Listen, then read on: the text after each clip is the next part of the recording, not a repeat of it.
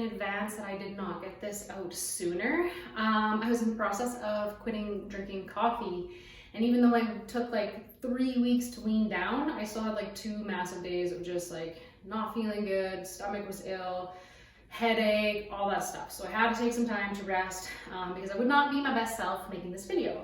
So here I am.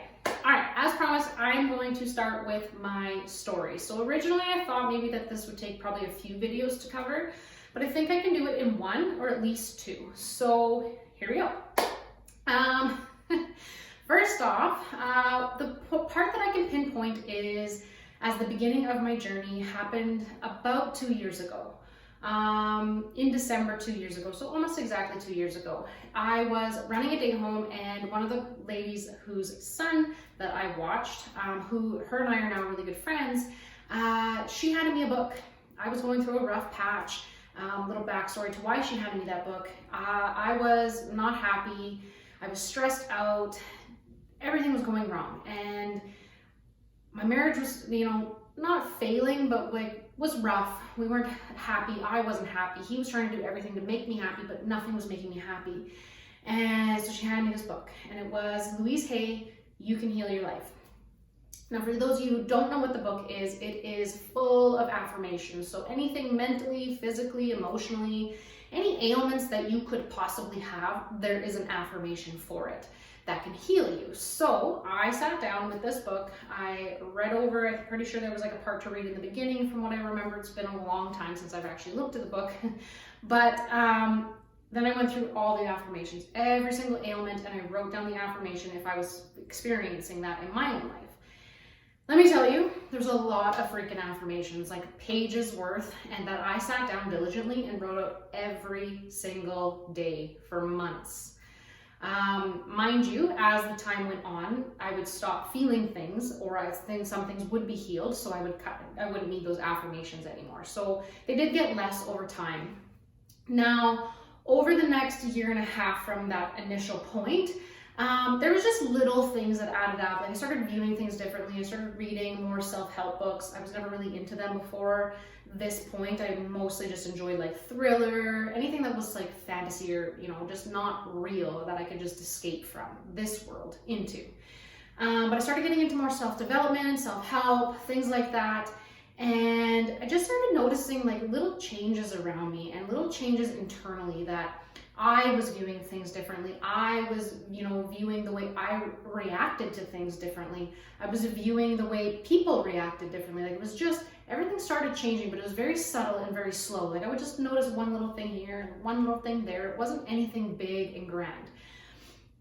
So then fast forward the year and a half, through all these little tiny moments that happened, and of course I can't pinpoint and remember every single one of them. I wish I could. I wish I would have written them all down, because that would be super cool to go back now that I know what was going on in my life, and understand it a lot better, but I didn't. So fast forward to March of this year, I had surgery, and the day that Canada shut down. So March 16th was the day of my surgery. It worked out really well because I had to rest and recover anyway. So it just took off a lot of the burdens that I would have had while trying to recover. And not that I would have had to continue on with those burdens, because I have a complete support system, but I am not a person to just sit and lay around. So I felt like I would have had to do those things. So everything worked out so perfectly. It was just absolutely amazing to me when I think back on it now. Into my recovery, about 4 or 5 weeks, I joined an online retreat. Now, in my mind, I knew there was a bit of a spiritual aspect to it, but at this point, I wasn't 100% into the spirituality stuff yet. I was kind of starting to understand it. I meditated here and there. I enjoyed yoga before my surgery. At this point, I still couldn't do yoga. I was still healing. And yeah, so I had dabbled in these little pieces of spirituality before, but I just never truly understood it or what it meant for me. So then I joined this online retreat. In my mind, it was mostly yoga. That's what I wanted to do. Even though I couldn't do yoga, I don't really know why I thought, I'm like, oh yeah, I'm gonna do this.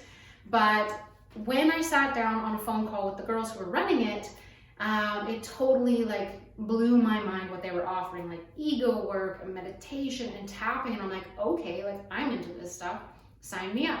So I join in, it's a full week, 7 days, 2 times a day that we got on these lives and we did these practices. Once every day we got to hop on an actual call with the girls, all of us as a group, and just talk about what's come up for us. So the first big mind-boggling experience that I had was the day that we talked about the ego. So for me, up until this point, I just assumed ego was like some egotistical person that just thought highly of themselves. But really what the ego is it is there to keep you safe. It is your self, your ego is you, but it wants to keep you in your safe box. It doesn't want you to step out of that box because it's unknown. So the biggest, most amazing thing that I took away from that was naming my ego. So mine was Nancy, for Negative Nancy, because I was trying to transition out of being a negative person at that point. So Negative Nancy was very suiting for me, or fitting.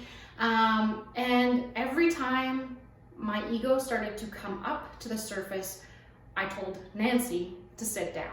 Sit down, we don't need you, we're good. So since then, I have stepped out of my comfort zone more times than I can count, just from that one practice alone.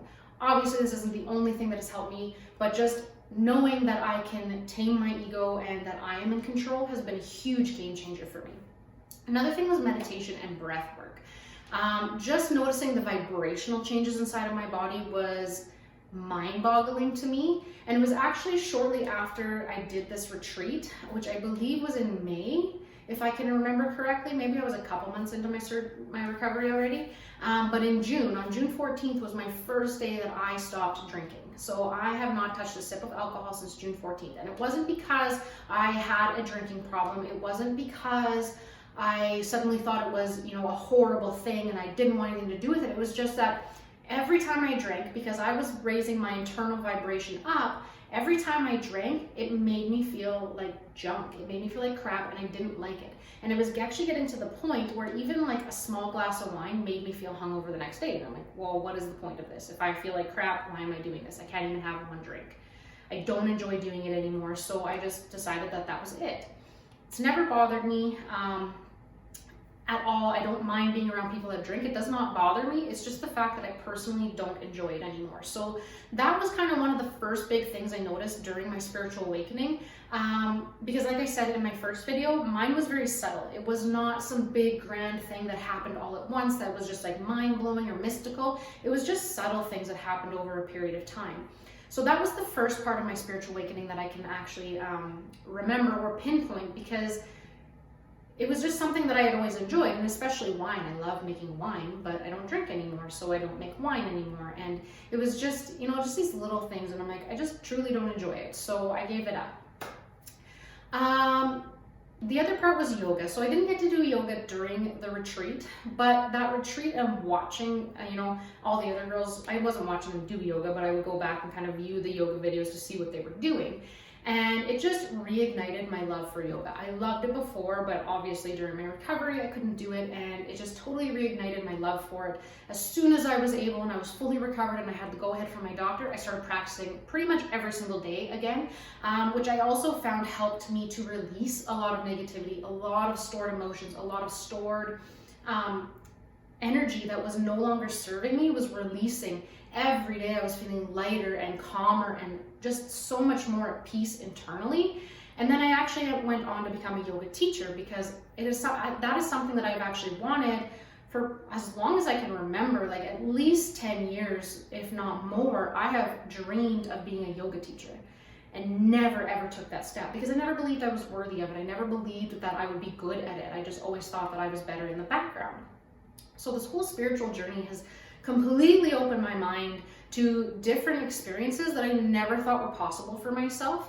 And then even since then, it's just certain memories. Sometimes I'm meditating and certain memories will come up to the surface, and things I haven't thought about in 15, 20 years, and all of a sudden it's like there, and I've learned to become the observer of those. If there is something that I'm unclear on and there's someone else in that memory, and that I can go to and ask about some details, which I've done.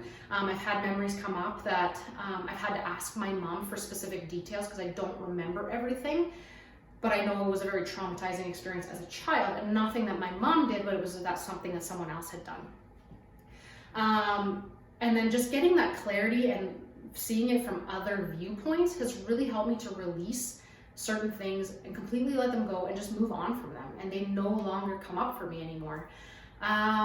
Yeah, and then just recently, as I was saying in the beginning of my video, I decided to quit coffee. Now for me, I've noticed as my spiritual journey continues that a lot of foods and a lot of certain things are affecting my body differently than they used to.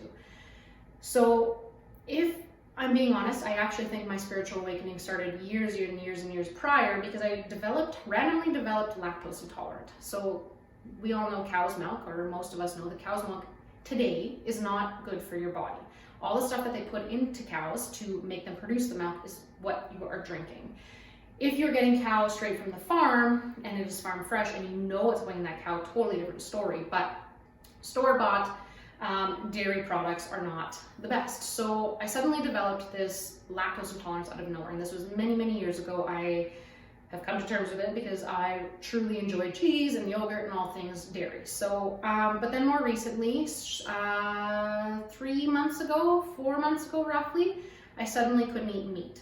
Meat was causing massive digestive issues for me. It didn't matter if I don't eat it for weeks and weeks and I have a little bit, I am ill the next day. So I stopped eating meat.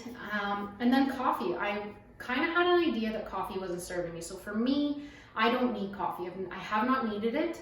It's not something I need to wake up in the morning. I'm a very alert, I'm a morning person. But I liked the ritual, I liked the taste. It was just a ritual for me that I enjoyed. But I've been having a lot of, again, more digestion issues, and I couldn't figure out what was causing it. I tried cutting out all sorts of things and nothing was making a difference. So I finally had just a thought one day in my intuition that it's probably the coffee. So I decided to cut it out. And I can tell you today is my first day of feeling good since I've stopped drinking coffee. So Friday was my first day. Today is Sunday that I'm recording this. And my digestion issues are pretty much gone. So it's just a matter of figuring out if you start having digestion issues during your spiritual awakening or any point through that process, just figure out what it is that you need to cut out, because it's just your body telling you that it doesn't need it. It's not serving it anymore, because as your energy changes, the things within your body changes as well. So that brings me to present day. It was not as long as I thought. I wanted to go into more detail, but I figured that would be a pretty long and boring video to watch. So I just wanted to get you guys the gist of it, the basic lessons of what I have learned from it, and then in future videos I will start talking more about, I will go deeper into certain topics. As I learn things, I will talk about them. If there's anything that you guys want me to bring up and talk about specifically, go ahead and post it in the comments below, and I will be sure to make a video about it in the future. And yeah, thank you guys so much for tuning into this video, and I will see you guys again very soon. Bye.